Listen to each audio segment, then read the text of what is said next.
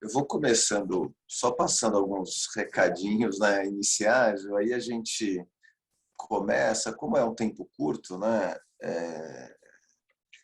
de fala e discussão, a gente aproveita um pouquinho os horários e tentar, né, ser um pouquinho, não rigoroso, né, mas começar um pouquinho próximo do que a gente tinha combinado.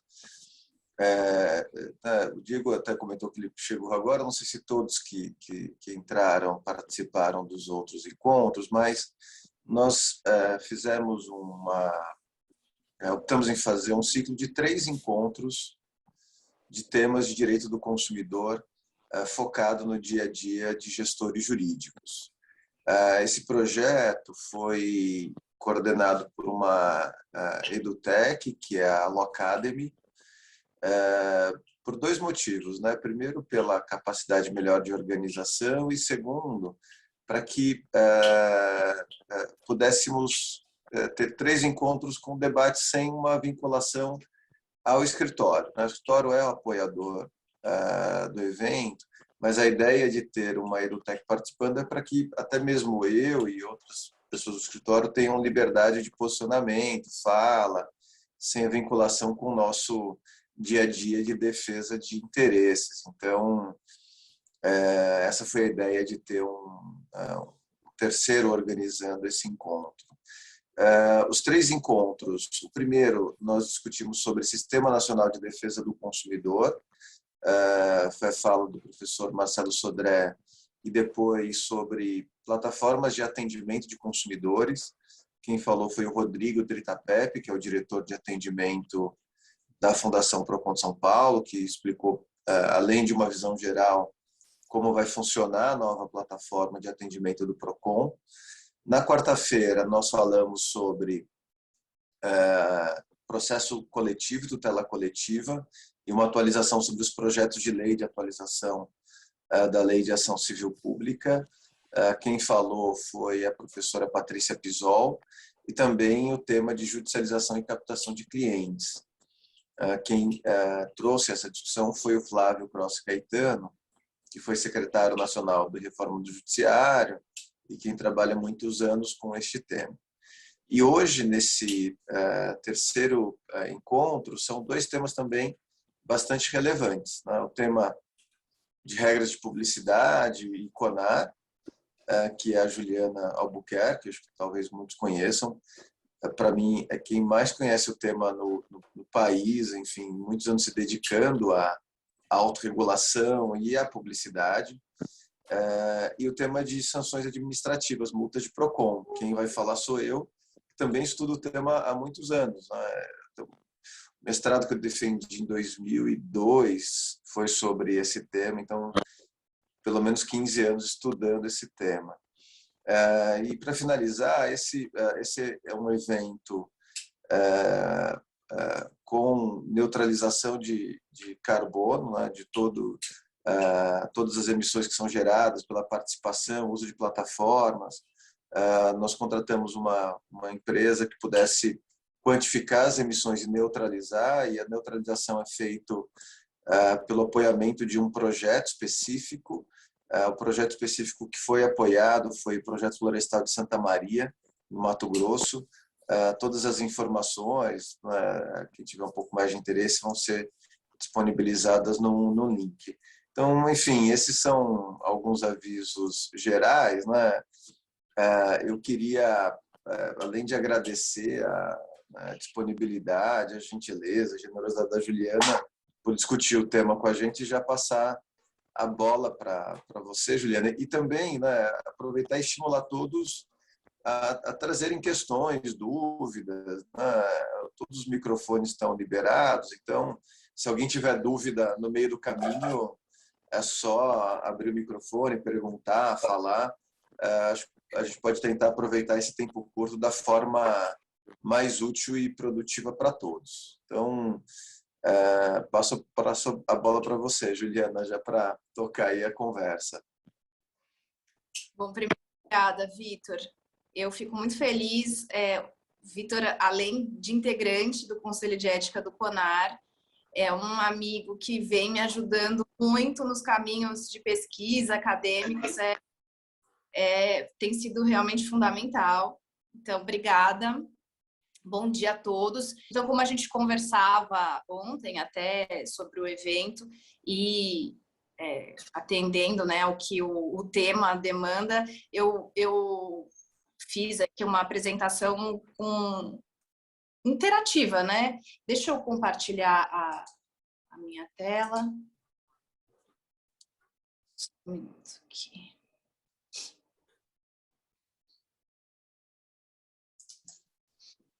Vocês estão vendo, então, né? Sim, já está aparecendo. A proposta, assim, de fazer uma apresentação com maior participação. E aí eu vou falar bem breve, né, tanto do conteúdo material das regras, de uma forma mais geral, e especialmente da abordagem de implementação dessas regras que vem exigindo uma nova estratégia aqui no Brasil e fora. A gente sofre todos os impactos de tecnologia, volume, complexidade, transnacionalidade, e que são muito debatidos, né, nesse momento, cada vez mais. E então, uma nova estratégia de aplicação dessas regras, que na comunicação comercial já é tradicional, essa estratégia mista, o sistema misto de controle da publicidade. Então, vou falar desse sistema e depois a gente passa para os casos práticos, que aí eu acho que aí a gente abre para um formato mais dinâmico. Então, a gente tem no Brasil, a semelhança da maioria dos países de economia de mercado, um sistema misto de controle das comunicações comerciais. Hoje são 51 países estimados que vigora também a autorregulamentação ao lado do controle público. São quase todos os países europeus, diversos, asiáticos, Estados Unidos, América Latina bastante, Canadá. Esse sistema se baseia no controle público, ao lado e em complemento o controle privado. Na área da comunicação comercial, o controle público é ancorado na Constituição Federal, que estabelece a forma e também a finalidade de eventual controle das medidas, né, de controle. A forma é reserva de lei, é competência privativa do Congresso Nacional, explicitamente prevista no artigo 22, inciso 29 da Constituição, e a forma, a finalidade do controle também previsto constitucionalmente no artigo 220, parágrafo 4º, em que se menciona que a ação tem a finalidade de prover ao consumidor para que ele se capacite para a melhor decisão de consumo. Então, qualquer restrição à publicidade tem esse sentido de prover uma informação para a decisão do consumidor e não escolher por ele, né? Então, não tem o sentido de optar e fazer a escolha de informação a ser transmitida, e sim prover o que é necessário para que ele decida. Por conta disso, algumas áreas sensíveis da publicidade, áreas com impacto à saúde, existe também uma previsão constitucional de informação. No artigo 4º está previsto para medicamentos, bebidas alcoólicas, defensivos agrícolas, a possibilidade de lei para regulamentar essas categorias. A legislação esparsa, então, por meio da Lei Murad, tem a previsão de restrição desses produtos, de restrição da publicidade. Depois tem o Código de Defesa do Consumidor, que fala de propaganda veda, né, abusividade, enganosidade, menciona a identificação publicitária também e estabelece a cadeia de responsabilidade. O Estatuto da Criança e do Adolescente, que fala de produtos impróprios que não devem ser anunciados para crianças, assim, a legislação transversal que também se aplica. O Marco Civil da Internet, a LGPD agora, a propriedade de direitos autorais, propriedade intelectual, marcas, todas essas leis têm aplicação também à publicidade. De uma forma geral, o que a gente fala assim, a lei básica, né, além do Código de Defesa do Consumidor, a Lei Murad, que fala de produtos específicos, né, de bebida alcoólica, medicamentos e tabaco, a gente tem que a legislação que estabelece regras de comercialização de determinadas categorias pode se aplicar reflexamente. Por exemplo, uma lei que fala de um produto sanitário que tem restrição de manuseio, de administração ou armazenamento, que não pode ficar ao alcance de criança, você não pode mostrar na publicidade reflexamente esse produto sendo utilizado de forma contrária à indicação de uso, porque aí é uma demonstração que pode levar a algum risco. Em cima desse arcabouço legal, assim, em complemento a esse arcabouço legal, fica a autorregulação. Ela tem um imperativo de conformidade, de harmonização com a regulamentação pública e ela implica numa camada normativa adicional, né? Até os guias das autoridades sobre a autorregulamentação mencionam isso. É necessário que os códigos voluntários, os códigos de conduta, que hoje são previstos em várias legislações, que eles tragam ou um compromisso adicional ou um detalhamento de regulamentação já existente. Caso contrário, se fosse só a cópia, né, a mesma regulamentação legal, daria o entendimento equivocado que o cumprimento da lei é voluntário, como é a autorregulamentação. Então, não. O primeiro artigo do Código Brasileiro de Autorregulamentação Publicitária, ele fala justamente da necessidade do cumprimento da legislação. Assim, depois estabelece ao longo do código uma série de outros compromissos, tanto gerais para alguns assuntos, quanto específicos em anexos para determinadas áreas. O sistema de autorregulamentação, formado pelos integrantes do setor, ele vem muito de uma tradição... na publicidade, ele já está de longa data. O primeiro foi o CONAR, né, a entidade de autorregulamentação francesa, em 1935, seguido depois por um texto, um código sobre marketing da Câmara Internacional de Comércio, que é uma referência internacional para todos os CONARes.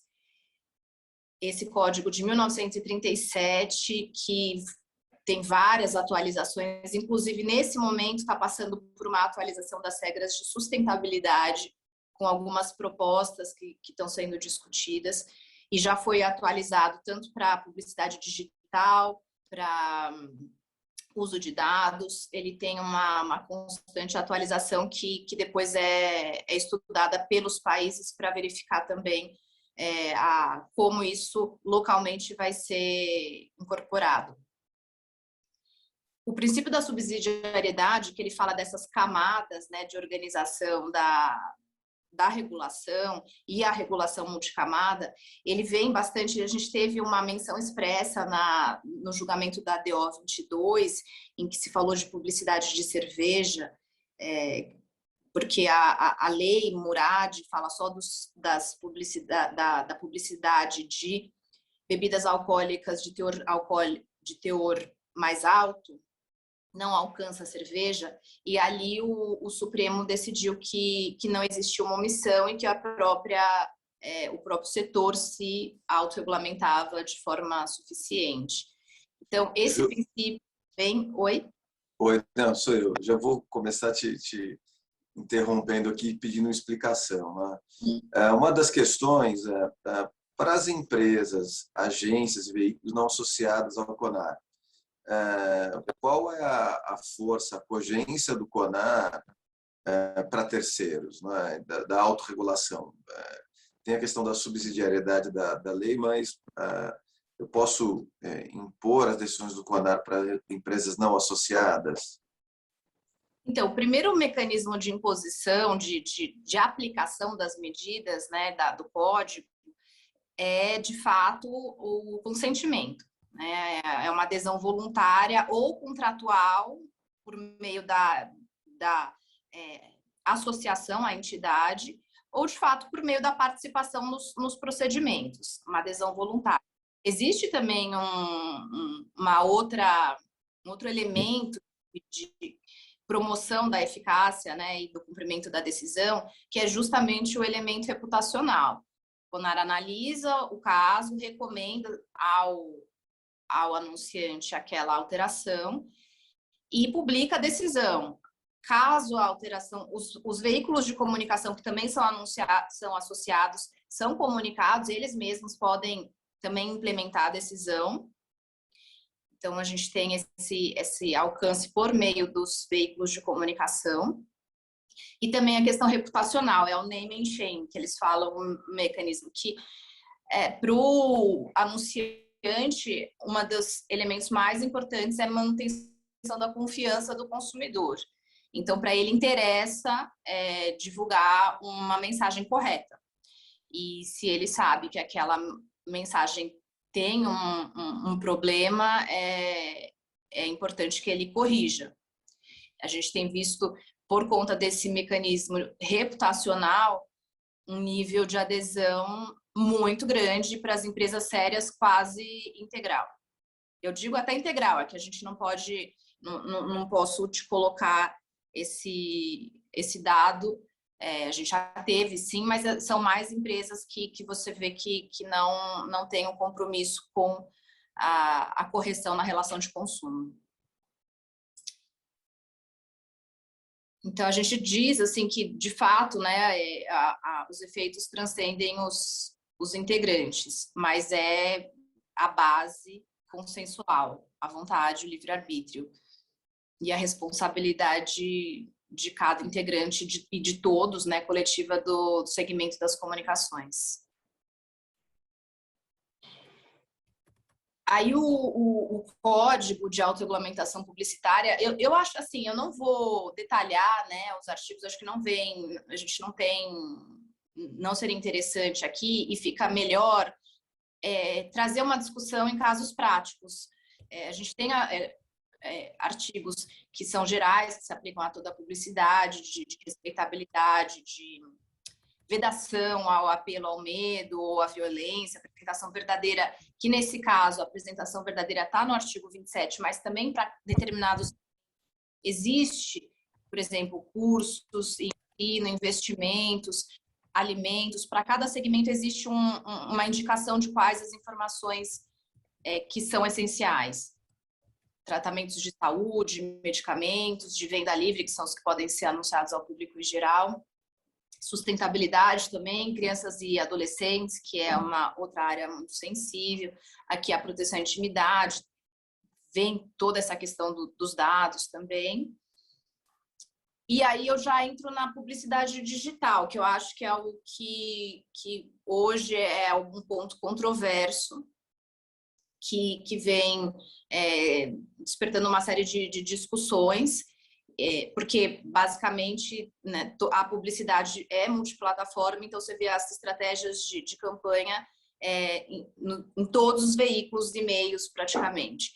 E aí um princípio que a gente tem que é particularmente importante nessa área é o princípio da equivalência das regras aos diversos meios e formatos. Isso está previsto, isso se extrai do Código de Defesa do Consumidor e também da autorregulamentação da publicidade, em que está expressamente mencionado. Isso vem também a gente vê e está sempre em troca com os CONARes com a regulação de todos os países, e vê que é um consenso maior mesmo essa equivalência de regras, que significa que não existe uma imunidade para um meio diferente ou formato novo para não se ater à disciplina geral do conteúdo da publicidade. Então, todas as veracidade, todas aquelas regras que estavam indicadas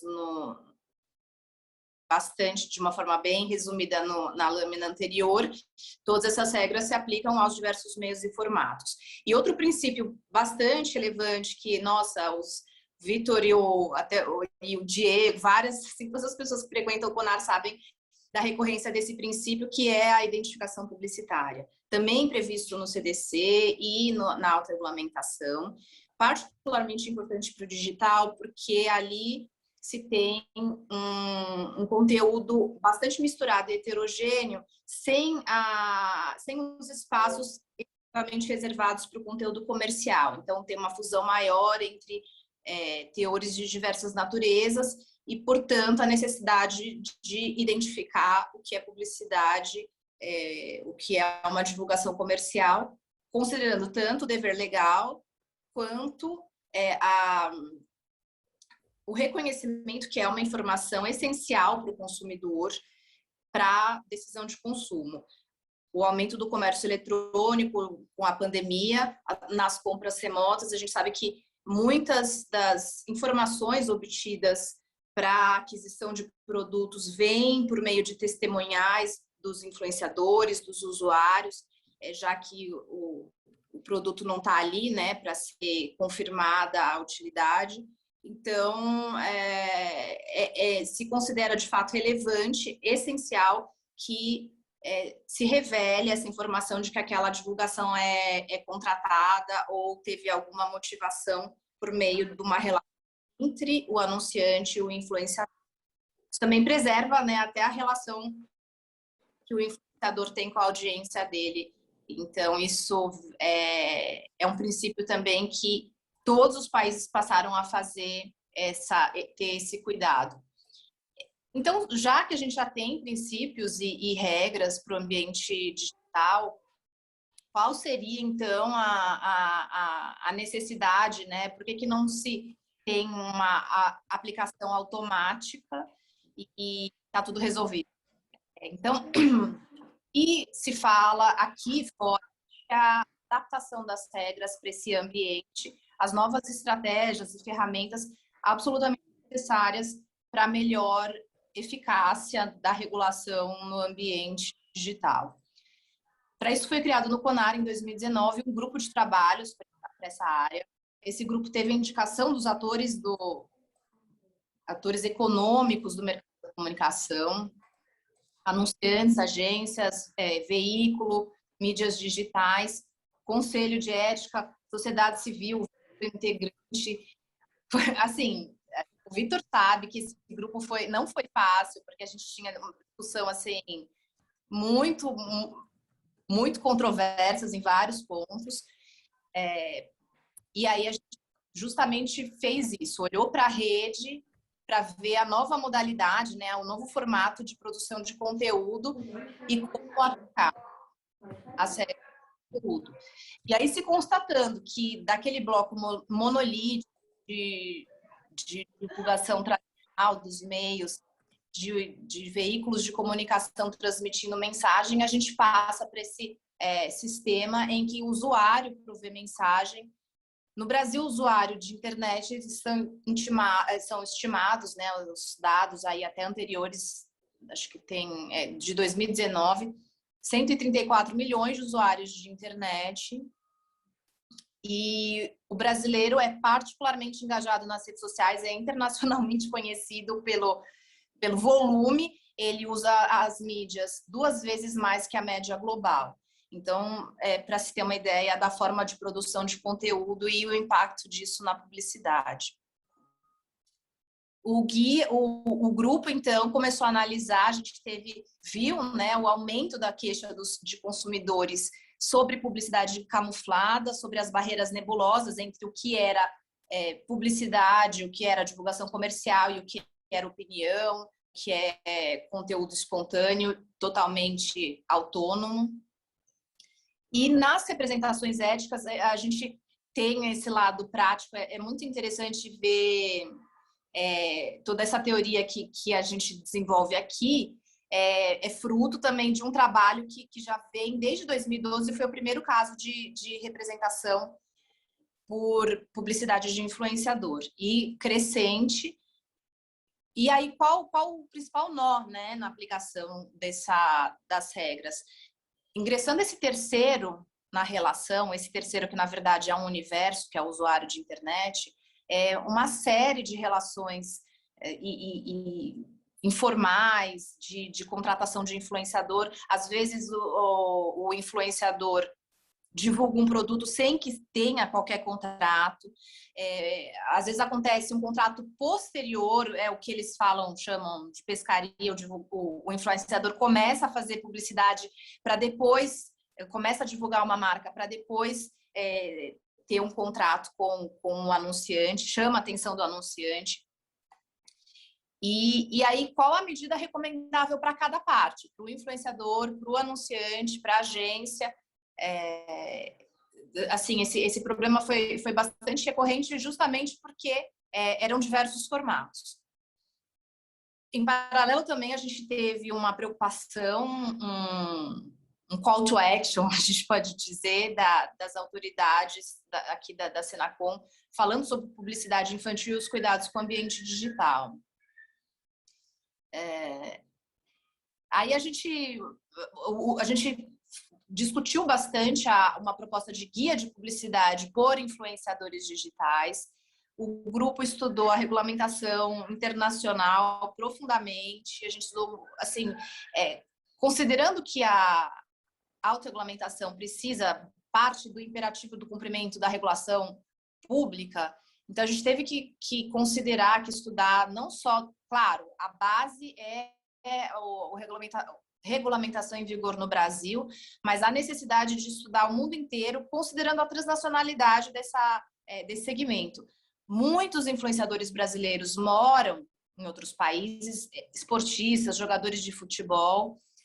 Os brasileiros também seguem celebridades internacionais. Então, criar uma regra que vai ser contrária a algo que vem, que uma base, né, que já existe nos outros países, seria causar um conflito até de aplicação. Então, por exemplo, no caso da identificação publicitária, ele tem que identificar aqui, ele tem que identificar nos Estados Unidos, na França. Então, assim, você não evita um conflito e provê uma base mínima e já reconhecida de necessidade de informação ao consumidor. E aí o guia de publicidade por influenciador, ele foi aprovado em dezembro do ano passado, e aí ele estabelece 3 agrupamentos. A publicidade por influenciador, a conceituação, né, do que é. Do outro lado, que é o conteúdo gerado por usuário sem conexão com o anunciante, é a menção de marca sem qualquer relação e contratação ou relação com o responsável por aquela marca. Existe bastante, até os fóruns de reviews, existe bastante apresentação de marca nas redes sociais, na internet, que não é publicitária. Eu aqui, se tiver, por exemplo, for consumir algum produto durante essa apresentação, já falo que não é publicidade, né? Porque não tive nenhuma relação com a marca que eventualmente pudesse aparecer. Ou mesmo, por exemplo, um consumidor quer falar sobre determinado medicamento, sobre determinado produto, a experiência dele de uso, até os fóruns de reviews, né? Os comentários em aplicativos de viagem, tudo isso, sim, existe uma menção de marca, de produto ou de serviço sem que exista a contratação. E aí, então, nesses dois grandes grupos, né, de um lado a publicidade e de outro a menção de marca sem que seja publicidade, um conteúdo intermediário que é justamente a mensagem ativada, quando existe sim um estímulo do anunciante, mas sem que exista uma contratação ou qualquer ingerência naquele conteúdo que é transmitido. Esse estímulo pode ser individual por meio dos recebidos. Eu recebi um presente e vou falar disso, né? Isso é super recorrente nas redes sociais. E o estímulo coletivo são os desafios. Postagem debaixo de hashtag, se lança, né, alguma frase de desafio envolvendo a marca, e aí estimula a postagem, às vezes até mediante algum sorteio, alguma premiação. E aí você promove uma viralização. Então, Juliana, posso fazer uma perguntinha? Claro. Desculpa te interromper, mas esse assunto é muito interessante. Aproveitar para você tomar uma água. Assim, eu acompanho o ranking do Conar já faz muito tempo, e eu lembro que acho que em 2018, 2019, teve até um influenciador que ficou em primeiro lugar, né, no número de queixas naquele ranking que é feito anualmente. A minha dúvida é assim, como é que foi? Por ser uma novidade, você falou que o primeiro caso foi em 2012, mas eu acho que essa questão digital ela explodiu, vamos falar em 2017, 18, 19 de influenciador. Como é que foi a receptividade deles? Porque assim, hoje nós temos toda essa estrutura no Conar, que nós temos o grande anunciante, as empresas que já estão acostumadas. Como é que foi esse influenciador sendo, enfim, demandado por vocês? Ele tem que se defender no Conar? Como é que foi isso? Eu não sei se você ia falar mais à frente isso, mas é uma grande curiosidade que eu tenho para entender, porque é um cenário totalmente diferente esse influenciador na casa dele, fora, enfim, fazendo a propaganda, do que é hoje a estrutura convencional. Conta para a gente, eu tenho muita curiosidade para saber como é que eles reagiram quando vocês começaram a demandar, normatizar tudo isso. Juliana, deixa eu aproveitar, pegar um gancho na pergunta do Diego e fazer uma outra, né? Quando uma empresa é citada por um influenciador, só que a empresa não contratou, não mandou nada para ele, aquele influenciador que está na pescaria, né? Falou assim, eu vou citar o nome da empresa, de repente ela gosta, me contrata. Só que o consumidor final muitas vezes não sabe, né, disso, né? Não é claro para ele. As empresas têm que cuidar disso também, então notificar aquele influenciador, falar, olha, você está falando, sei lá, se a gente pegar uma bebida alcoólica, por exemplo, que tem avisos legais, né? Olha, legal que você gosta do meu produto, mas se você for colocar ele nas redes sociais, tem essas regras, ou não coloque. Como é que é isso? Até porque a gente já viu o caso, né? Às vezes o influenciador fica puto que recebeu uma reclamação da empresa e fala, olha, recebi aqui uma notificação. Então, a empresa vai tentar fazer alguma coisa e ainda toma uma bronca do influenciador. Então, como é que você tem visto, né, isso junto com a pergunta do Diego? Obrigada pelas perguntas muito, muito boas. A do Vitor foi uma briga no grupo de trabalhos, porque teve essa backfire, né? O usuário falando que está sendo censurado pela marca. Existe essa dificuldade. Vou começar pela questão do Diego, super importante, de abordagem com o influenciador. Porque quem é esse influenciador, né? É o mundo, são todas as pessoas. Então, ele não assim, é bastante heterogêneo essa forma, né, de produção de conteúdo. Mas a gente vê que, de uma forma geral, a receptividade é muito grande, é muito boa.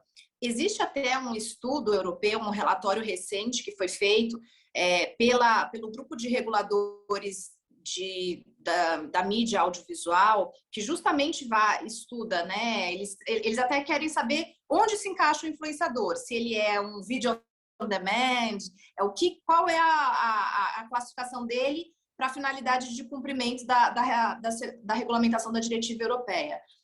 Esse grupo, o ERGA, ele fez um relatório em vários seminários e chegou à conclusão que a melhor abordagem justamente é o soft law, é a autorregulamentação, porque os influenciadores são muito receptivos à correção.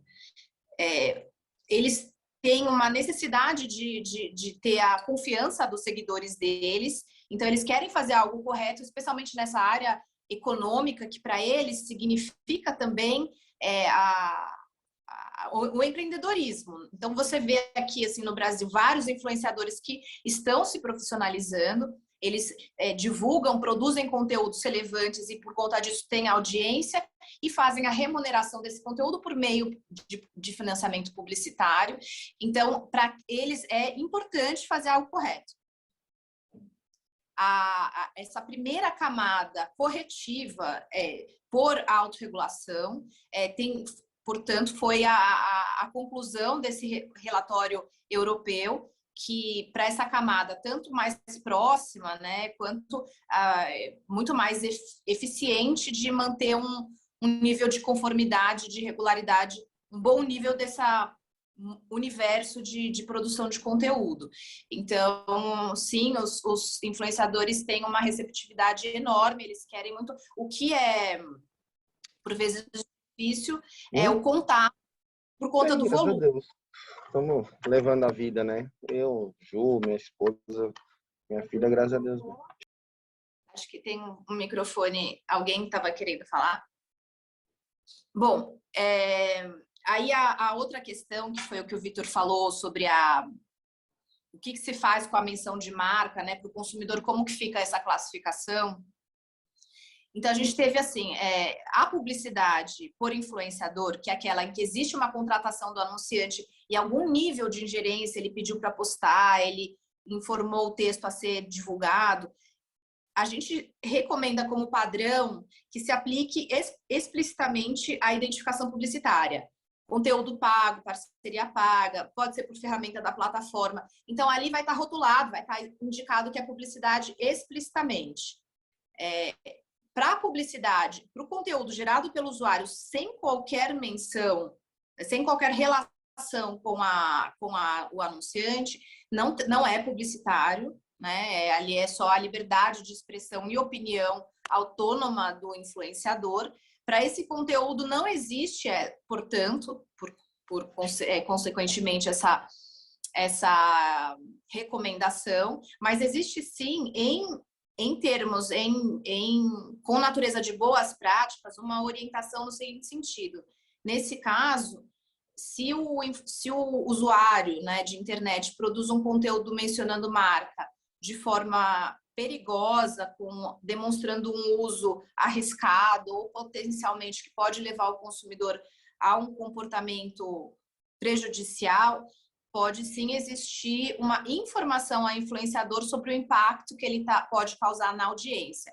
Então, assim, aí é bem delicada essa comunicação com o usuário, ela pode ser feita, inclusive, via CONAR, tem a menção no guia, mas, assim, a gente reconhece que a autonomia sobre aquela mensagem e a responsabilidade sobre aquela mensagem é do usuário.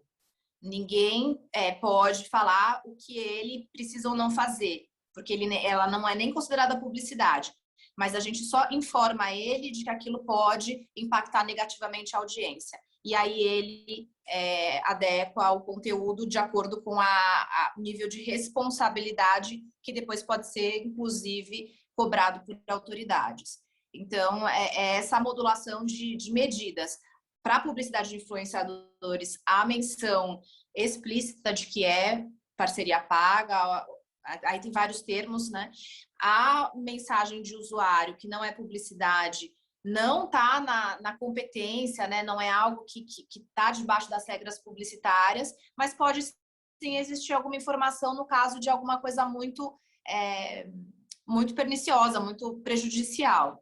E aí é uma medida que vai contar com a capacidade e a responsabilidade desse usuário de rede, justamente para tentar a manutenção, para buscar, né, nesse sentido de um ambiente melhor. E aí a mensagem ativada também, a modulação de medida, aqui no caso, é para informar que a pessoa teve algum benefício e isso contribuiu para aquela postagem.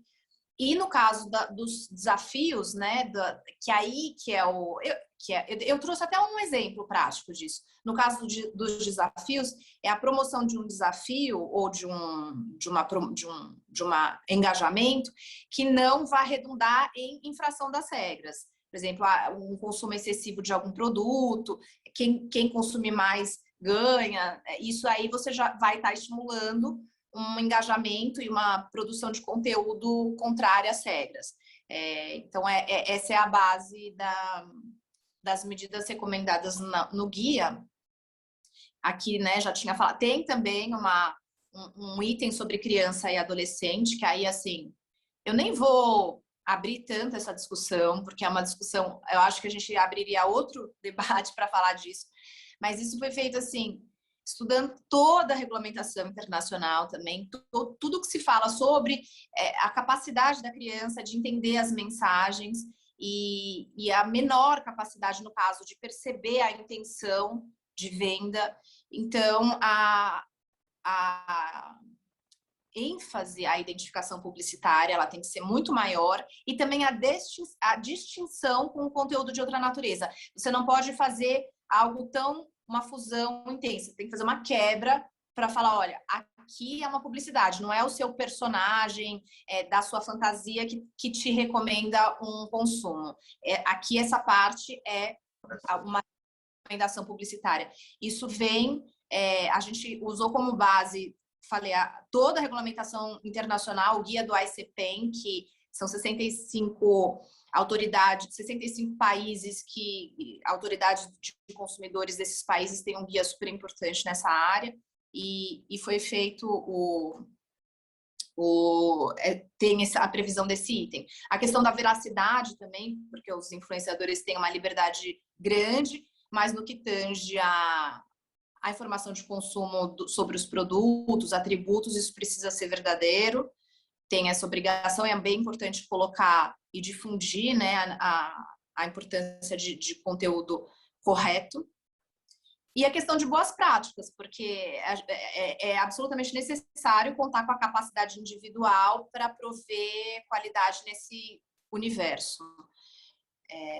Boas práticas e ações educativas. Aqui estão as referências internacionais, a gente tem as referências para autorregulamentação, isso é bastante interessante conhecer, porque por vezes a dificuldade de falar, de cumprir, né, uma regulação é justamente conhecer. E a autorregulamentação, por ser uma camada adicional, você consegue entender qual é a regulamentação de cada país.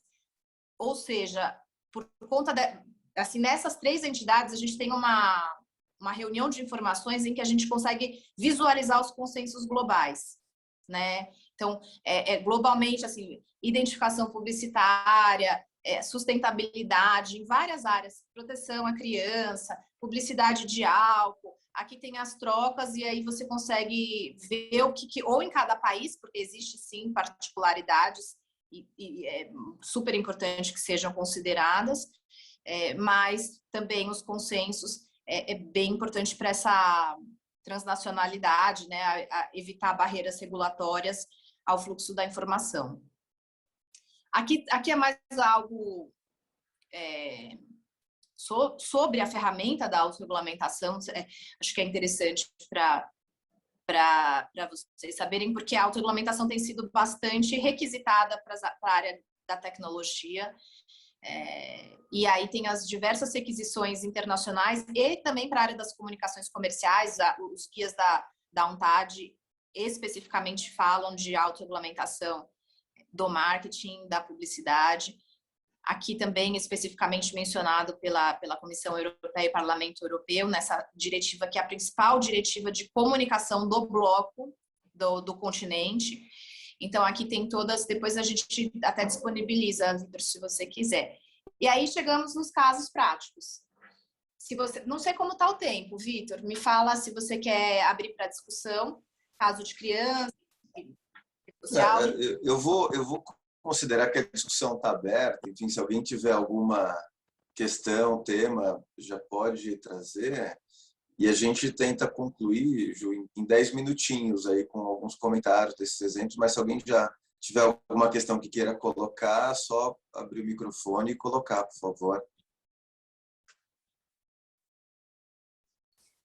Bom, enquanto as questões estão surgindo, acho que vamos lá. Deixa eu pensar. Olha, vamos começar com esse. Caso interessante. Deixa eu ver, tem um caso que você foi o relator, Vitor. Esse caso é interessante, assim, essas meninas, elas imitavam as influenciadoras adultas, falando, obrigada, laboratório, porque você me mandou essa vitamina C e a marca, né? E ficavam mencionando assim, como se fosse um vídeo adulto, agradecendo, porque ao ser presenteada, ela até se coloca como alguém que tem uma audiência relevante, né? Um patamar de influência. E aí isso chamou a atenção né, com queixa de consumidor, e aí se verificou, primeiro, que esse vídeo dessas meninas parecia bastante publicidade, mas foi um vídeo feito por elas, sem qualquer interação com a marca. Mas se verificou também que a marca fez uma campanha multiplataforma. Ela fez um lançamento, um licenciamento de personagens daquele filme Divertidamente, um filme da Disney, e lançamento em cinema. Então, ela teve uma abordagem de interação com esse público menor, e o produto era, embora na categoria de alimentos, que é um suplemento alimentar, é um produto de consumo restrito, que só pode ser administrado por adulto, ingestão de uma unidade diária. Então, ele não deveria ser apresentado por criança, que pode até confundi-lo, né, com uma bala, com alguma guloseima que tem consumo não restrito. E aí, por isso foi feita até a advertência, embora reconhecendo que aquele vídeo não era de responsabilidade da empresa, mas que a estratégia de divulgação teve um estímulo ali que precisaria ter um cuidado também com a forma como o produto foi divulgado depois pelo usuário das redes. Ô, Ju, só um comentário rápido, né? Quando você for trazer um outro exemplo, só comentar as sanções do CONAR, né? Você falou da advertência, mas o que é advertência, suspensão, alteração, enfim, só um comentário. Qual que é o peso de uma advertência? Então, as medidas, a base, né? As medidas são corretivas. Então, a alteração, algum ponto que precisa ser corrigido, a sustação da veiculação do anúncio, que aí ele para de ser exibido. E aí, no caso, a advertência é um alerta, né? O peso é reputacional. A gente tem um cuidado muito grande ao não atribuir a uma empresa determinada conduta negativa ou positiva. É relacionado, de fato, à mensagem publicitária. Olha, essa mensagem está numa área polêmica, você precisa tomar um cuidado maior. Aí cada advertência tem um conteúdo, né? Às vezes pode ser também por reincidência, mas ele a advertência é sim relacionada ao comportamento dos responsáveis pela mensagem. Mas a gente tem esse cuidado grande ao expor, né, a anunciante, a agência, para que seja bem objetivamente relacionado àquele anúncio. E o sentido é corretivo, o sentido é de manter um ambiente bom e não punitivo, de realmente reprovação de determinada conduta, né? Como fazer correto e se claro, se alguma situação foge, né? Tem até uma medida mais extrema, que é a divulgação pública da posição do CONAR, que é uma medida extrema, acho que a última foi tomada, sei lá, 10 anos atrás, que se o anunciante ou a agência não cumprem, aí o CONAR pode publicar que aquele anúncio que foi considerado irregular seguiu em divulgação, que é aí sim um prejuízo reputacional bem significativo. Então, aqui as medidas, né, eles consideraram que a estratégia de divulgação foi arriscada e potencialmente geradora. Aquele vídeo específico não tinha uma responsabilidade, mas teve uma estratégia de comunicação que poderia, que mereceria um cuidado maior, justamente porque passou a falar com o público infantil. E aí esse caso foi seu, Vitor. Olha, 5 anos atrás. Nossa, faz tempo. E aí o que a gente viu também, né? Até nesse caso foi uma descoberta interessante, que tem algumas fanpages de medicamentos. E assim, esse é um medicamento de venda sob restrição. Ai, desculpa, deixa eu só fechar. Vocês estão me ouvindo? Então, que deu é um medicamento de venda sob restrição. E ele não pode ser anunciado ao público em geral, só para médicos, farmacêuticos, o público especializado à prescrição. E aí tinha essa página falando assim, todas as necessidades, né? Até efeitos do produto, exagero, tudo. E aí se chamou o anunciante falou, o anunciante que tem vários produtos, vários medicamentos, né, no portfólio, falou, olha, a gente faz uma varredura de rede social e tem alguns até que estimulam medicamento com álcool, tem fanpage para tudo. Mas naquele caso ele notificou a página falando, né, que até assim do estímulo ao consumo excessivo, exagerado e dependência, uma série de brincadeiras, né, que foi feito, mas que poderiam impactar negativamente o consumidor. E aí, considerando que não tinha qualquer responsabilidade, foi comprovado que ele não tinha nenhuma responsabilidade por essa página e que tomou medidas também, o caso foi arquivado. Isso daqui não considerado publicidade, é algo que pode existir também. Se eu quero fazer uma página falando de uma marca, eu não tenho nada a ver com a marca, para o bem ou para o mal, isso faz parte da expressão, né, da liberdade de expressão não comercial. Não significa que não tenham repercussões também, né? Só estou colocando aqui que é uma mensagem não comercial. E por conta disso, dessas repercussões, é que estão previstas medidas de informação ao usuário. E aí ele pode também ter outras responsabilizações pelos excessos que vier cometer. Aqui, né, é um caso interessante porque fala muito de identificação publicitária, mas a gente também tem nas redes sociais, tem uma previsão nos decretos sobre comércio eletrônico de informação do responsável, identificação do responsável, porque aqui tinha um medicamento que eu não sei se dá para ver aí, mas dá para ver a marca do medicamento, mas não era o laboratório, não era o próprio medicamento. Então, aqui ficou ausente essa identificação do responsável e como tinha um outro aqui mencionado, assemelhava a publicidade do laboratório ou oficial de alguma forma, enquanto não era. Então, se discute bastante quando, né, a necessidade dessa indicação do responsável na publicidade ou ao menos em outra plataforma ao ingressar nessa oferta de compra, além da identificação da publicidade. Só trazendo exemplo e já fazendo um link com o tema de Procon, né? A gente teve no começo do ano, né, há uns 2 meses, o caso do Melzinho do Amor.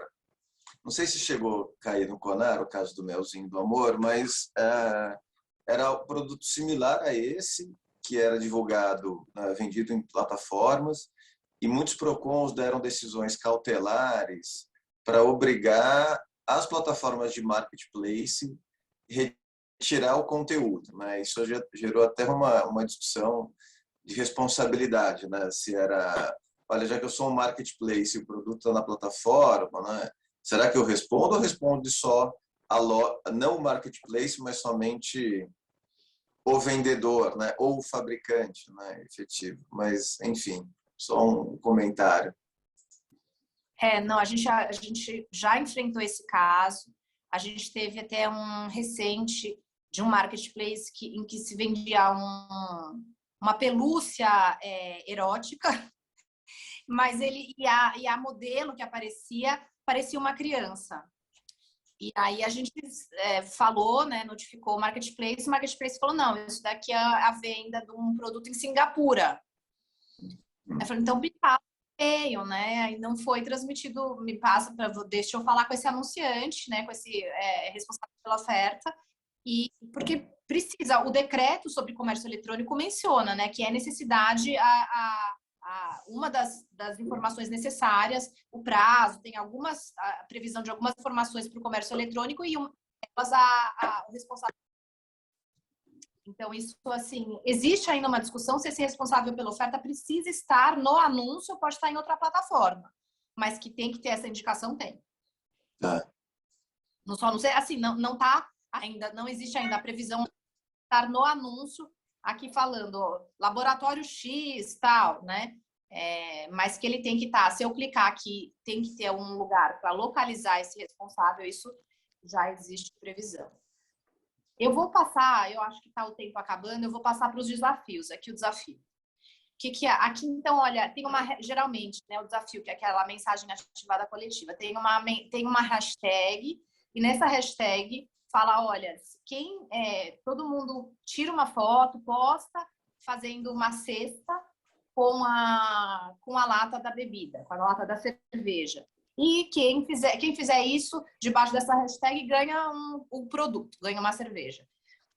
Bom, o que aconteceu nesse caso? Todo mundo... Tem uma regra para publicidade de álcool, tem várias regras que você não pode associar a melhor desempenho, ao êxito social, à condução de veículos, ao consumo excessivo, e também não pode mostrar a ingestão da bebida. Mas, nesse caso, todo mundo que postou virava a bebida e jogava na cesta. Então, debaixo da hashtag, se constatou esse tipo de engajamento que infringe as regras. Então, ao articular, né, essas promoções, assim, ter esse cuidado, e a mesma coisa foi aqui, né? Aliás, aqui a gente não processou. Esse caso a gente detectou, também quando estava analisando a questão do grupo. Aqui tem uma questão de excesso de alimento, estimular o excesso, a brincadeira com os brindes que vem no alimento, e aí você tem que colecionar, né? Então, tudo isso, assim, para falar, a preocupação ao estabelecer essa promoção, esse engajamento.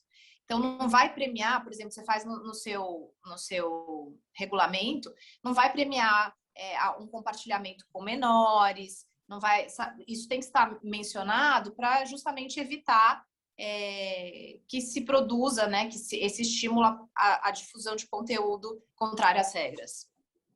Perfeito. E aí eu trouxe também essa coisa, a habilidade, esse caso foi super impactante. Eu acho que a gente não vai, eu estou vendo aqui que o tempo está no fim, eu acho que é melhor abrir para as perguntas, mas assim, tudo isso que a gente vem fazendo, a gente vê que pela frente tem bastante perspectiva de mudanças rápidas. Conteúdo de influenciador virtual, conteúdo sintético que parece conteúdo real, os influenciadores gerados por computador, inteligência artificial para criar, produzir, difundir, personalizar anúncios, os anúncios em assistente de voz. Então, tudo isso, assim, são várias mudanças rápidas que também exigem resposta e compromisso rápido para manter uma boa qualidade. Eu já abro, então, para as perguntas, Vitor, e também porque eu estou vendo que o tempo está, se vocês, como você achar melhor. Ô, Ju, super obrigado.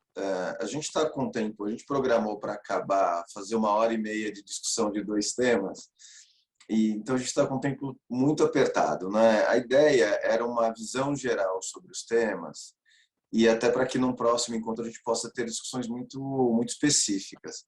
Eu vou, assim, mais por conta do horário, né? Eu vou pedir para se alguém tiver alguma questão específica, colocando no chat para que a gente possa depois até encaminhar para você e responder. E eu até pela conversa e alinhamento anterior que nós tivemos, acho que você já foi trazendo na sua fala todas as discussões complexas e objeto de dúvidas mesmo, né? O cuidado que a gente teve foi entender, né, dos participantes as principais dúvidas para já dar um direcionamento. Então, eu vou pedir desculpas, né, para todos assim que eventualmente tenham, e pedir para colocar no chat a gente entrar numa segunda parte do debate e das discussões de hoje, que era a parte de sanções administrativas, PROCON, etc.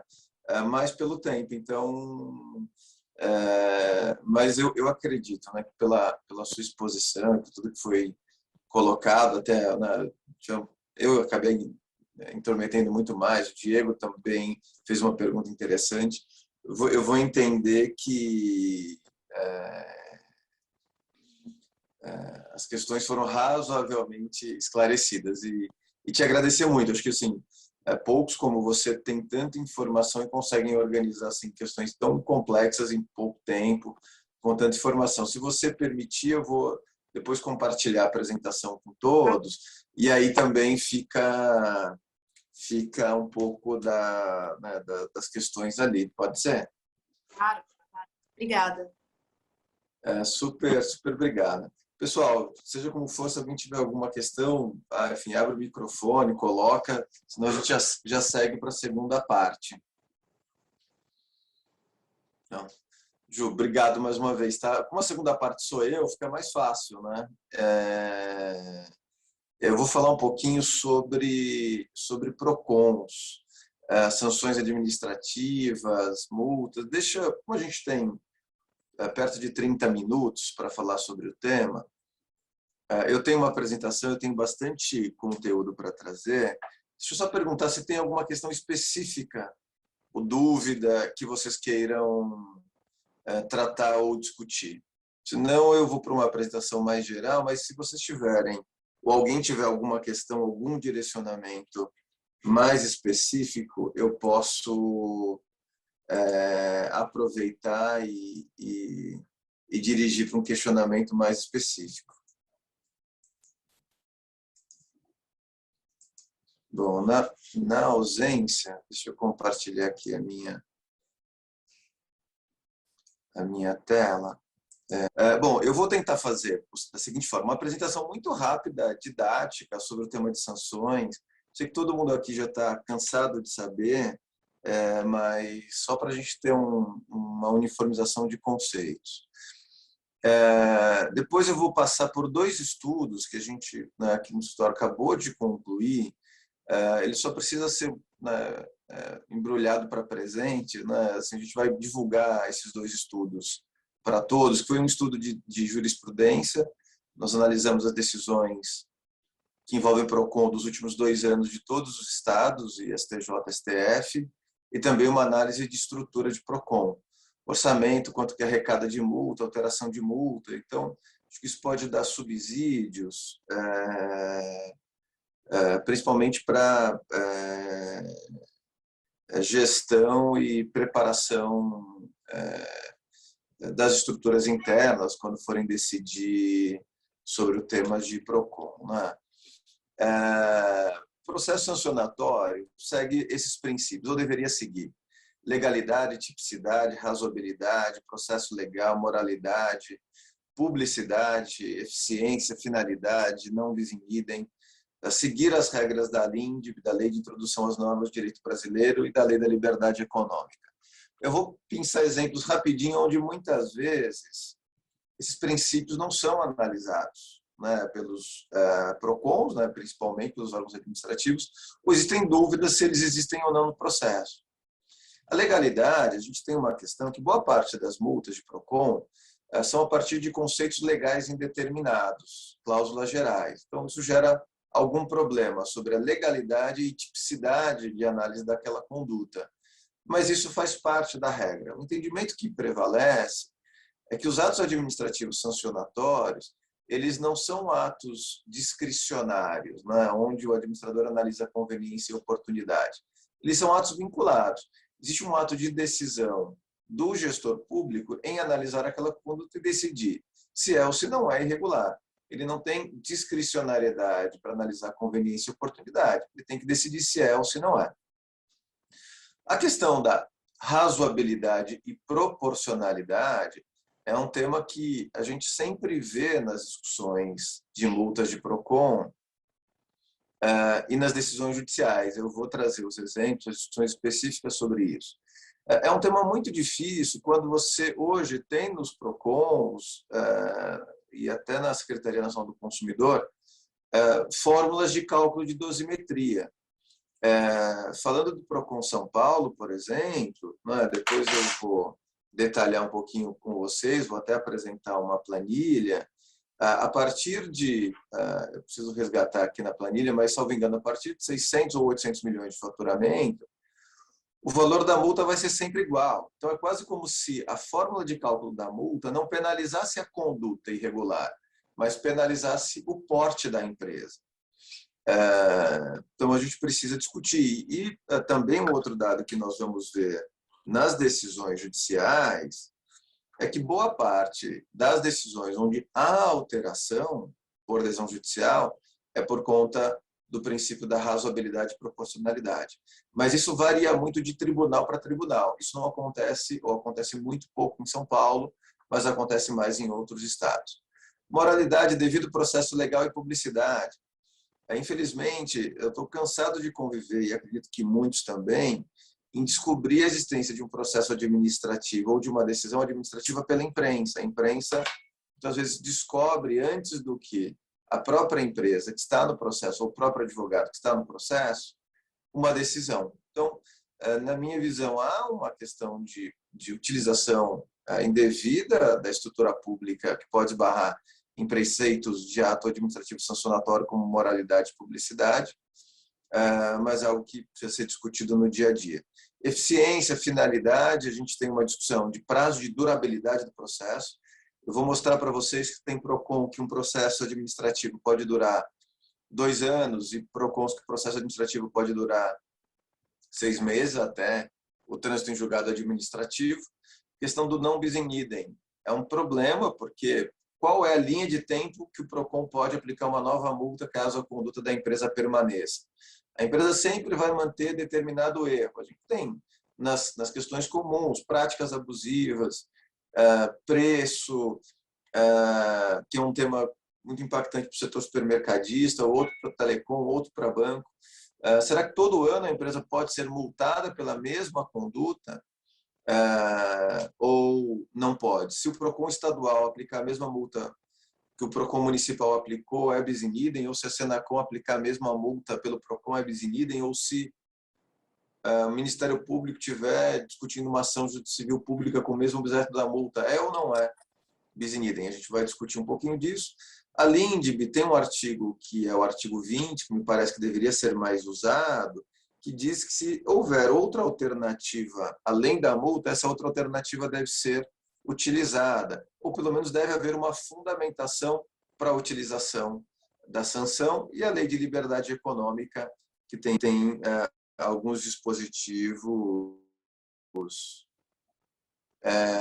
que falam da liberdade de desenvolver atividade econômica, a necessidade de haver um posicionamento uniforme dos órgãos públicos, que pode ajudar, talvez não diretamente, né, dependendo do objeto de discussão do auto de infração, mas como uma análise de direcionamento e persuasão. Bom, processo administrativo se dá em 6 passos, ou deveria se dar. Verificação e constatação da conduta, identificação do agente, e aqui pode haver alguns problemas, porque, principalmente quando eu falo de marketplace ou de vários outros atores, quem é o agente? O agente é a marca, o agente são todas as marcas ou todos os envolvidos? Existe solidariedade administrativa no processo administrativo ou não? Me parece que não, a identificação é sempre precisa e específica do agente, até porque a sanção administrativa é subjetiva, tem que ter demonstração de intenção ou culpa. A responsabilidade objetiva é só responsabilidade civil, e não responsabilidade administrativa. Verificar se tem interesse público, e aqui eu falo até afetação coletiva, para tentar separar os casos individuais dos casos coletivos, porque problema individual todo mundo vai ter. Eu não posso, porque um consumidor teve algum problema individual, transformar aquilo em um problema coletivo para justificar uma multa. É um problema. A gente tem a questão da dosimetria, né, ou da chutometria, onde o PROCON vai avaliar o tipo de multa e o valor dessa multa. Boa parte dos PROCONs com fórmula e alguns não. E a questão da execução. E muitas vezes esse item 6 está atrelado à estratégia que as empresas vão usar. Se depois do final vai esperar a inscrição individativa ou não, vai entrar com uma ação anulatória ou uma cautelar, vai esperar a execução para defender por meio de embargos. Existe uma discussão específica, né, só para mencionar, porque o nosso tempo é muito curto, então, qual que vai ser, depois do início da execução, o índice de correção, se vai ser o IPCAE ou se vai ser a Selic, qual é a vantagem de uma ou outra. Tem decisão judicial já autorizando, entendendo que a correção correta deve ser pela Selic e não pelo IPCAE. a gente nunca sabe os indicadores de correção, então é difícil dizer se isso vai ser vantajoso ou não. Por isso que precisa fazer cálculos caso a caso, né? A aplicação das multas pelos PROCONs, Senacom, PROCONs municipais. Tem algumas questões, né? Tem alguns PROCONs municipais que não tem lei autorizando, então há quem defenda que não precisaria de uma autorização específica, bastaria a aplicação do artigo 56. PROCONs Assembleia, né? Criados por câmaras de vereadores ou assembleias estaduais, não tem poder de fiscalização, mas acabam atuando muito mais numa pressão ou canais de mediação e tentativa de acordo. Aqui alguns exemplos, depois daqui a pouco eu já vou tirar da apresentação e passar para alguns dados estatísticos para mostrar para vocês. Mas nós temos algumas questões gerais de um percentual baixo de arrecadação de valor de multas, com algumas exceções, né? Então, os próximos slides são algumas apresentações dos problemas, né? A questão do bis in idem, principalmente por uma desorganização, na minha visão, do sistema, onde você tem atuação desordenada do sistema. O Marcelo Sodré falou um pouquinho disso no primeiro encontro, e até uma questão normativa, onde normas, muitas vezes com esferas diferentes, estaduais, municipais, trazem obrigações diferentes. Então, o bis in idem ele tem algumas dessas consequências práticas de não alinhamento do sistema. E também normas muitas vezes contraditórias. Nós temos problemas de dosimetria, e aí isso geram regras de desproporcionalidade, né? Aqui, até numa discussão com o setor supermercadista, eu acabei criando esse exemplo, acabo usando para todas as discussões, que a gente diz que é a pirâmide do chocolate, né? O fiscal vai no supermercado, ele acha um chocolate que com algum problema de oferta, rotulagem ou um produto vencido, ao invés dele verificar se aquilo é o lote, se é só o faturamento relativo àquele setor, ou da loja, ou da empresa, ou do grupo econômico. Então, eu poderia pegar a base de rentabilidade de cada um dos itens, mas muitas vezes as decisões administrativas pegam do grupo econômico.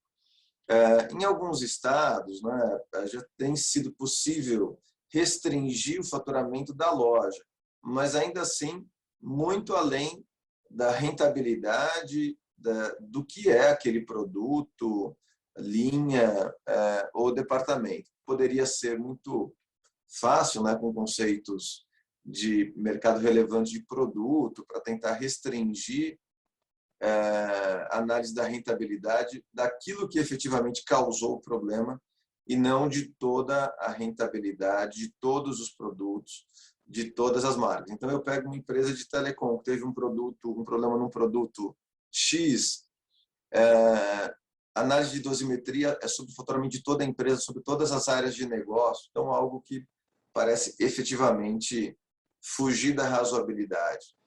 Claro que, ainda que a gente vá falar da opção da judicialização, os custos com a judicialização são enormes, né? Infelizmente, o custo com honorários é o mais barato de todos.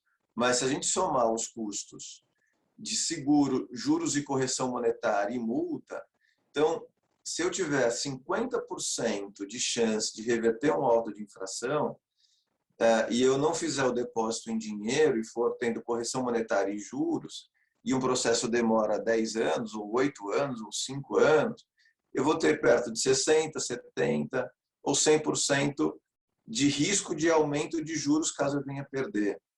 Além de correção monetária, 20% de honorários para a fazenda, e além do custo, que é relativamente baixo, de seguro-fiança, fiança bancária. Então, a judicialização não é algo cômodo como estratégia processual ou procedimental. Algumas questões ligadas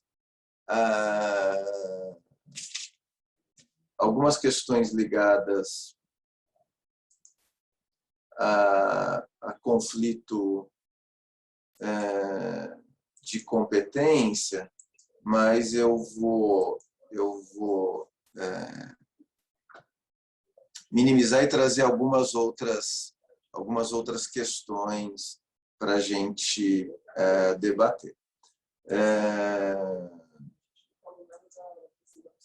Deixa eu trazer aqui para vocês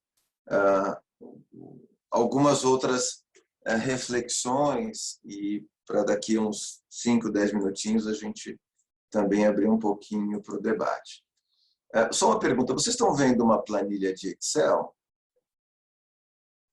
Sim, sim. Sim, está vendo? Só para explicar para todos, isso daqui é o exemplo da evolução das portarias do PROCON de São Paulo.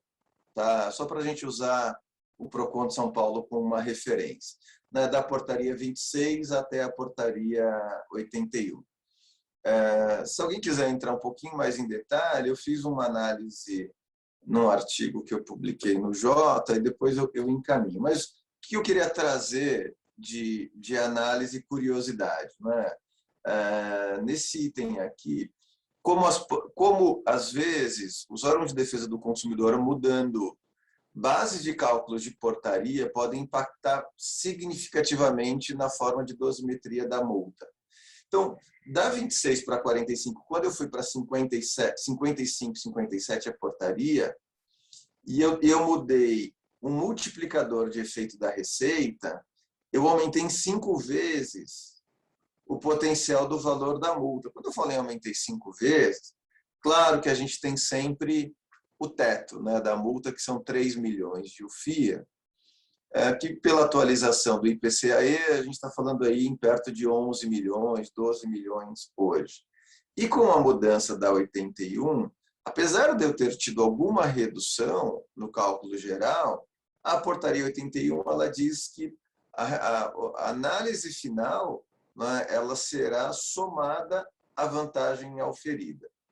Mas o que eu queria chamar a atenção de vocês, a gente não vai conseguir entrar aqui em muitos detalhes, mas olhem que interessante. Nas portarias 26 e 45, eu precisava ter uma receita média de 2,8 bilhões para eu chegar no teto, né, que hoje seria aí perto de 11 milhões. Com a portaria 55 e 57, com 600 milhões de faturamento, eu já bato no teto.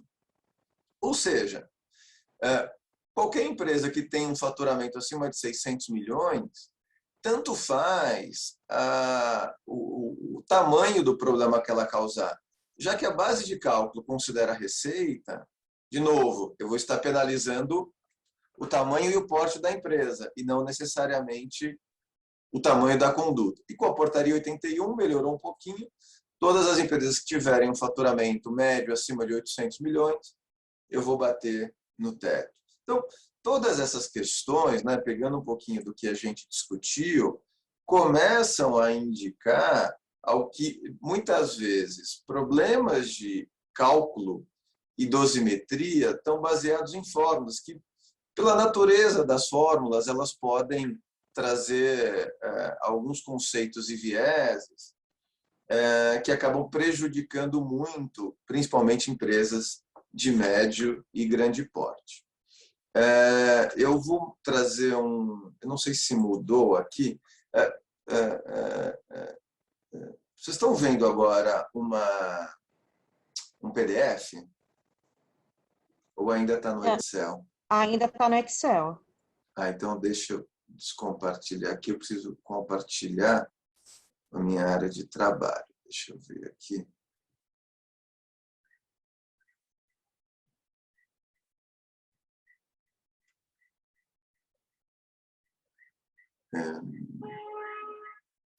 Bom, eu vou tentar aqui depois, se eu estiver compartilhando errado, vocês me digam. Agora está aparecendo Agora está um Excel, você está mexido na página, inclusive. Perfeito, é isso mesmo, então está certinho. desculpa estar jogando tantas informações aqui, né? É mais pelo tempo, e aí eu vou trazer mais alguns comentários e depois partir para o encerramento, mas a gente fica com um espacinho para debate, uma discussão específica sobre isso. Eu vou compartilhar com vocês, claro, depois eu vou mandar esse estudo melhor organizado para todos. Esse foi um estudo que nós fizemos, onde nós analisamos nos últimos 2 anos todas as decisões de todos os tribunais, incluindo tribunais superiores. Foram, ao todo, 1.258 acórdãos analisados. Aqui é uma referência, né, de quantidade de acordos. Alguns foram dispensados depois de uma análise um pouquinho mais detalhada no final, o que resultou em acórdãos interessantes, né, de discussões em 866 decisões que foram analisadas no detalhe. Dado a nossa limitação de tempo, eu vou trazer alguns temas que me pareceram mais relevantes. O primeiro tema que me parece mais relevante, a faixa de valor de multas que foram judicializadas. Faixa de 10 mil, 50, 100 mil, 500 mil, 1 milhão e acima de 1 milhão.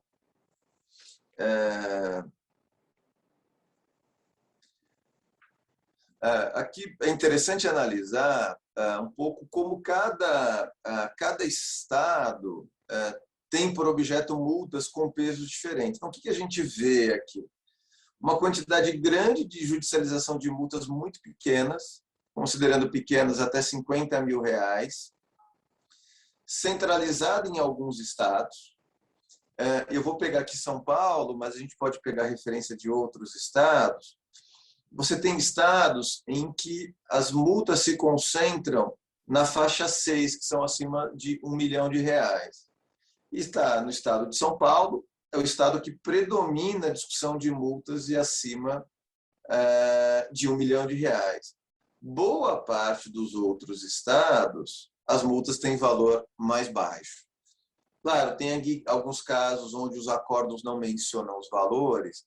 Como a gente não analisou o caso desde o PROCON, mas só o caso no judiciário, a gente não conseguiu enxergar. Mas a gente consegue enxergar alguma predominância de tipo de judicialização por estado, que pode atrelar algumas estratégias na definição daquilo que deve se buscar recorrer ou não. A gente vai ver algumas discussões um pouquinho para frente. Nós temos algumas outras análises também interessantes, né? Aqui tem uma questão dos principais setores que são atingidos, que eu não vou entrar no detalhe nesse momento, mas nós temos uma questão que são as discussões judiciais são muito divididas entre multas de PROCONs estaduais e municipais. Então, nós temos 42% dos PROCONs municipais, 56% dos estaduais. Aqui, 2% são as multas do Distrito Federal. Então, se judicializa muito nos PROCONs municipais, o que pode, de novo, confirmar a ideia de que no município também nós temos um problema de dosimetria, não é só no estado. Aqui uma divisão por estado, né, que a gente pode avaliar. E aqui talvez seja a parte mais interessante, que são os resultados. Olhem só, a gente tem uma preponderância de manutenção das decisões. Uma menor parte de redução, uma menor parte de nulidade, uma menor parte ainda de devolução ao órgão de defesa do consumidor para que ele faça o recálculo da multa. O estudo, que depois vocês vão poder ver com atenção, ele fala causa por causa, por que se mantém, por que se reduz, por que se anula e por que é devolvido para os PROCONs. Se nós formos olhar, deixa eu pegar aqui um outro gráfico,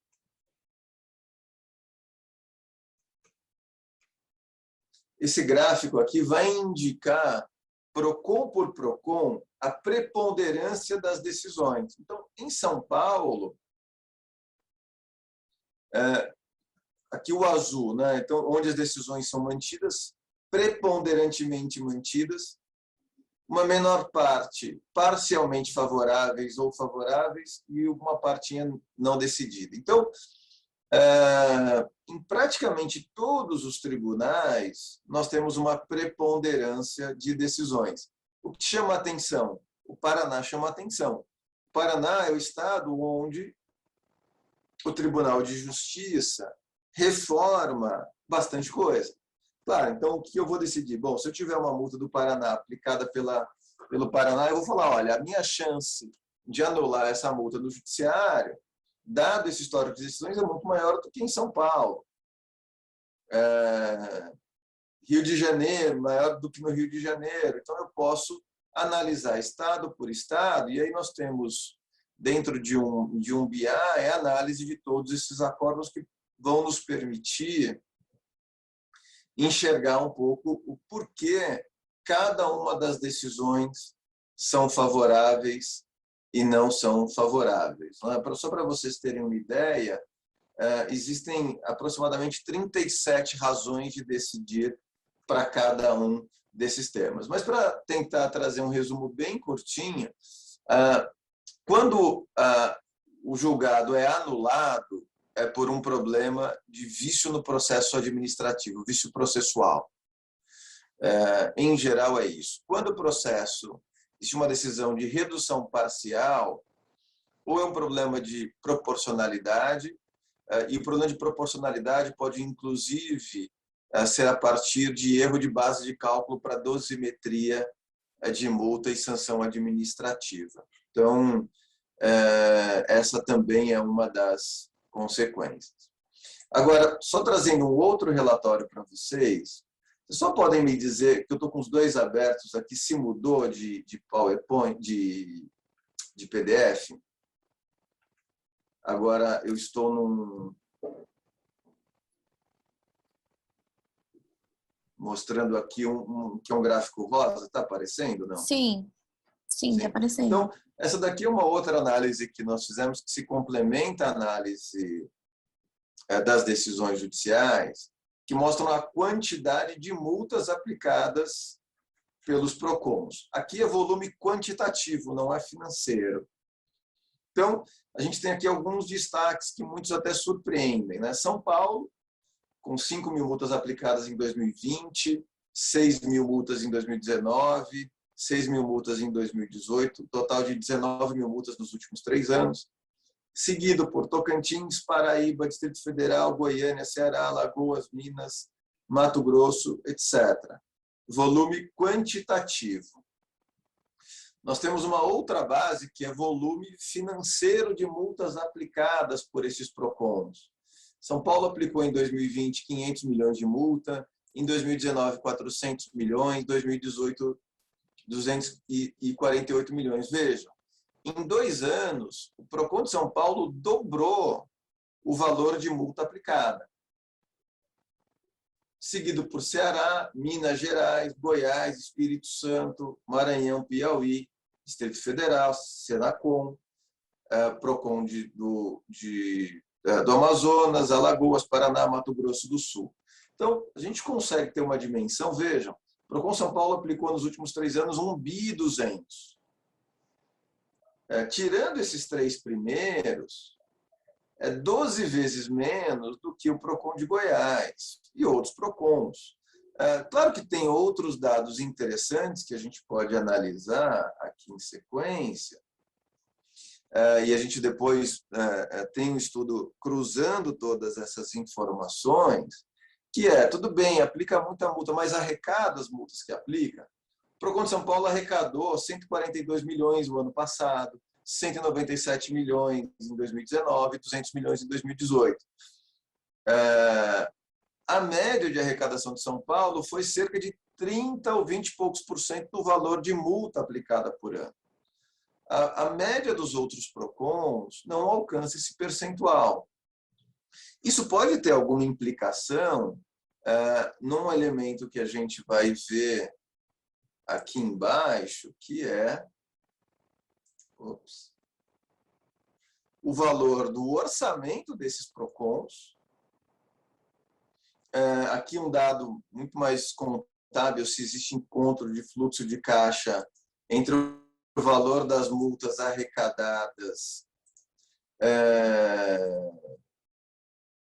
o ano de aplicação da multa e o ano de arrecadação das multas é um componente importante. Aqui um pouquinho do que eu tinha mencionado, o prazo médio de duração de processo, Mato Grosso do Sul 900 dias, São Paulo, a média de duração do processo são 245 dias, então praticamente um ano o prazo de duração de um processo administrativo. Deixa eu só pegar aqui um dado que eu estava esperando, deixa eu ver se está aqui. Se eu pulei.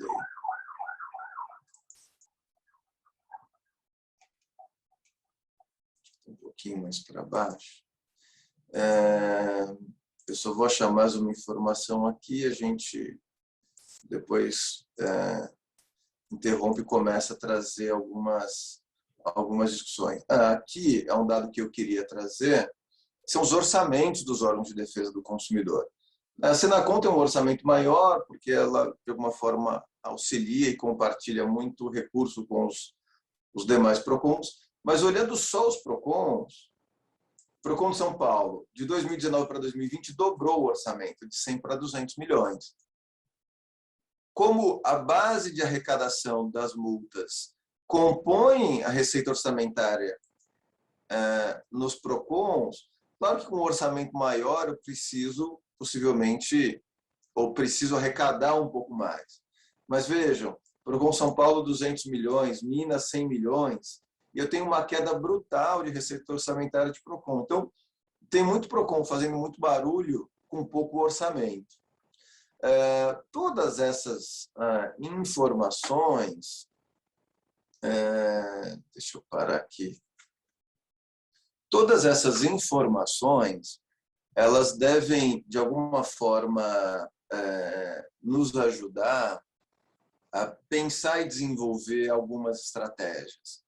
Sejam estratégias para entender a base de cálculo de dosimetria das penas de PROCON, seja uma estratégia para definir como que eu vou atuar na esfera administrativa e na esfera judicial, e como eu vou utilizar não só a empresa per se, mas as suas estruturas de associações, relações institucionais, governamentais, para dialogar com o Estado, para entender se esse caos que nós vimos de quantidade de multas, diferença de orçamento, ausência de fonte primária de orçamento de recursos para PROCON, que acaba tendo potencial de gerar um viés de arrecadação na aplicação de multas, pode ser combatido não só nas ações judiciais, porque a gente já viu quanto efetivamente se reduz de multa no judiciário, mas se isso pode desencadear ou justificar estratégias específicas de atuação junto às estruturas de governo.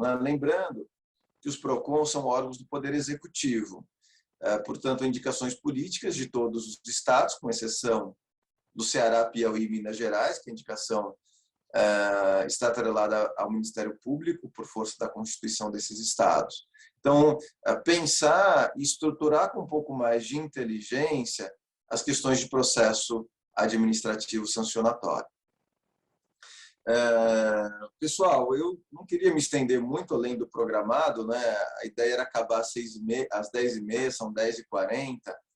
Alguém tem alguma questão que queira trazer, alguma discussão, algum debate?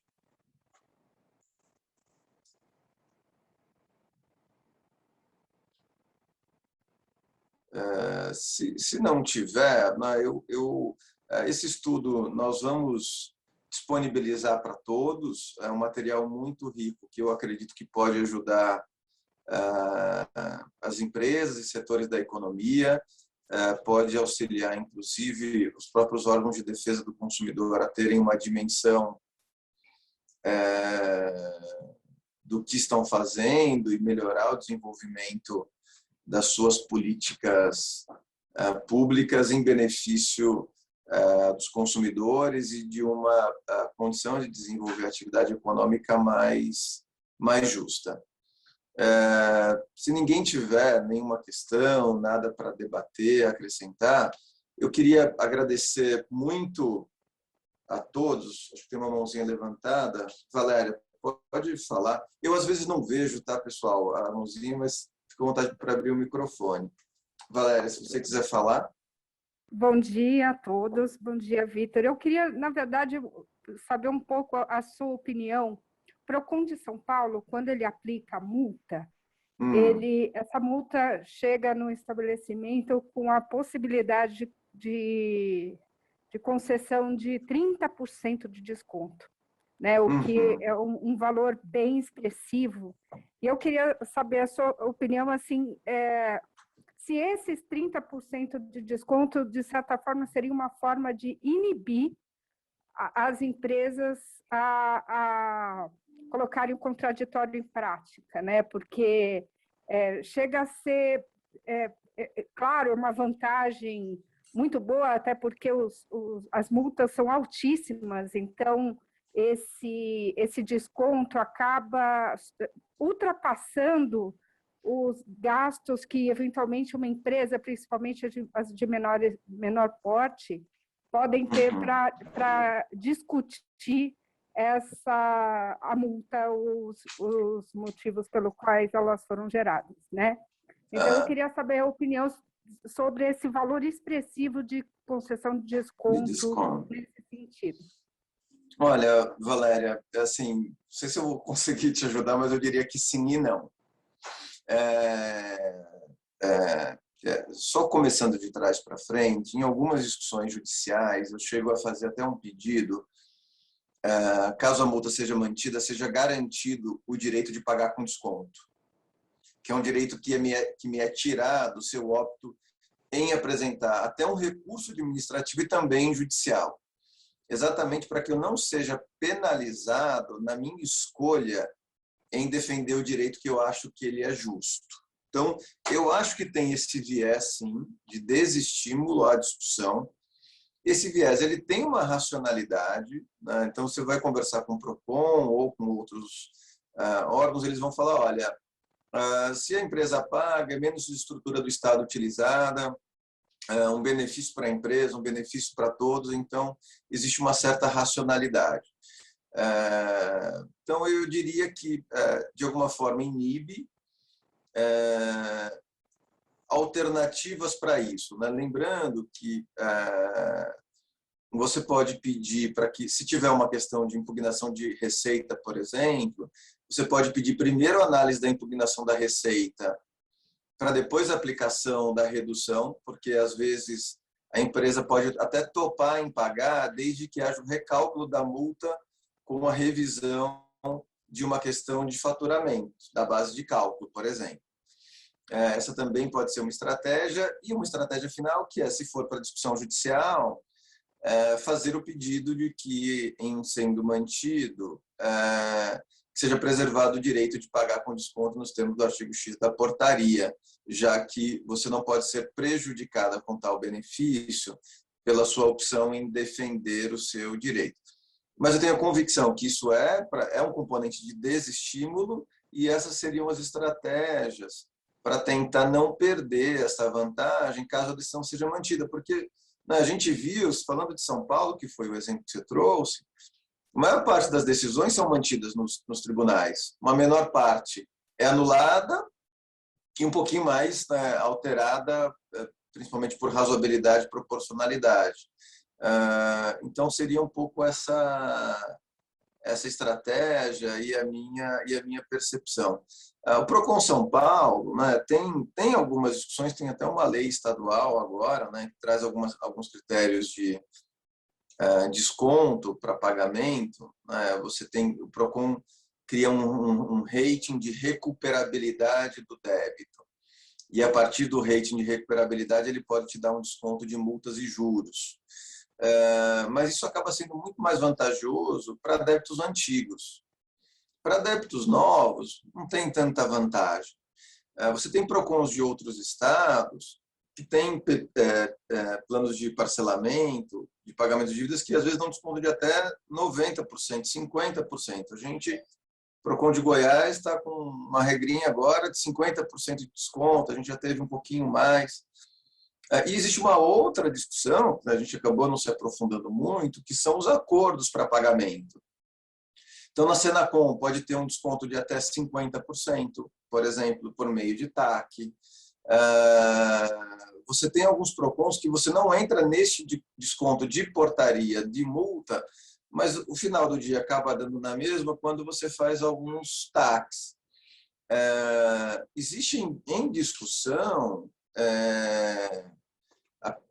que eu até já tentei fazer isso aqui em São Paulo, que era fazer pagamento de multa com produto ou serviço, mas tem um parecer da PGE que entendeu que isso poderia ser burla a processo licitatório, entendeu que precisaria de uma lei autorizando. Eu até conversei com o Capês, vendo se não era o caso de, até aproveitando que um pouco do relacionamento com a Assembleia seria tentar uma lei que autorizasse pagamento com produto ou serviço para dar segurança jurídica para todos os envolvidos. O Procon diz que está trabalhando numa regrinha nova de TAC, já faz algum tempo a gente não viu essa regra.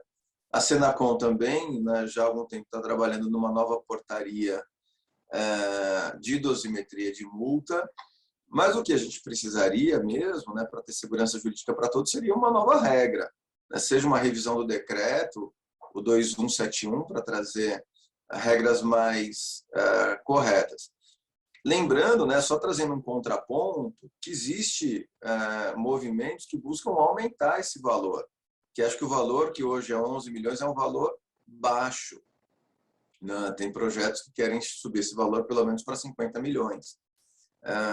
Então, a gente vive um momento onde talvez muitos daqui entendam que as multas são desarrazoadas, desproporcionais, mas existe, em contraponto, movimento entendendo que as multas são muito baixas, muito pequenas, que deveriam ser ainda maior. Enfim, Valéria, acabei falando mais do que você perguntou. Não sei se eu consegui te dar uma visão. O que você fala faz sentido, principalmente quando a gente faz esse cálculo de risco, que é o risco de eu aumentar a multa em 120%, se eu for discutir ela judicialmente, versus o desconto de 30% que eu tenho hoje. Então, qualquer análise matemática, eu gero incentivo para pagar.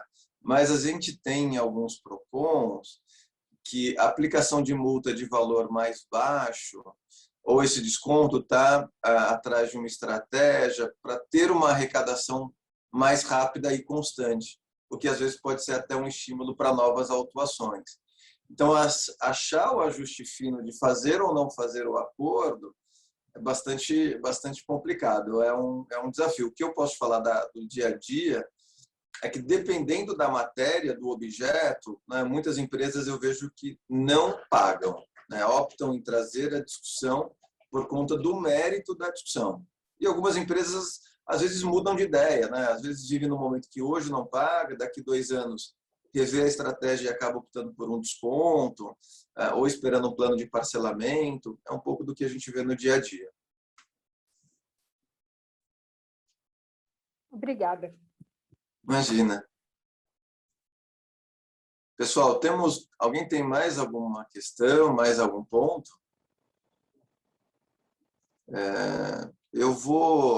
Fique à vontade para perguntar se aparecer, mas eu gostaria, mais uma vez, de agradecer a gentileza de todos que participaram. Foram muitas pessoas, a gente teve uma adesão enorme nesses 3 encontros. Nem todos puderam participar dos 3, muitos participaram de alguns. Todos que participaram foram, enfim, muito participativos, às vezes não só na fala, mas nas contribuições que eu recebi por e-mail, Zap, os elogios para todos os painelistas, que participaram, o Sodré, o Rodrigo, a Patrícia, o Flávio, hoje a Juliana, a Locademy, que foi a estrutura que organizou esse evento, que é uma edutech focada em questões ligadas a direito, a Stephanie e a Camille, que ajudaram na organização desse trabalho. Meu agradecimento a todos. e espero encontrar vocês no próximo debate, numa próxima discussão. Obrigado a todos. Vitor. Bom Obrigada. dia, gente. Obrigado, Juliana. Bom dia a todos. Bom dia, doutor. Bom dia. Parabéns, doutor. Um ótimo dia. Obrigado, Stephanie. Obrigado. Bom dia.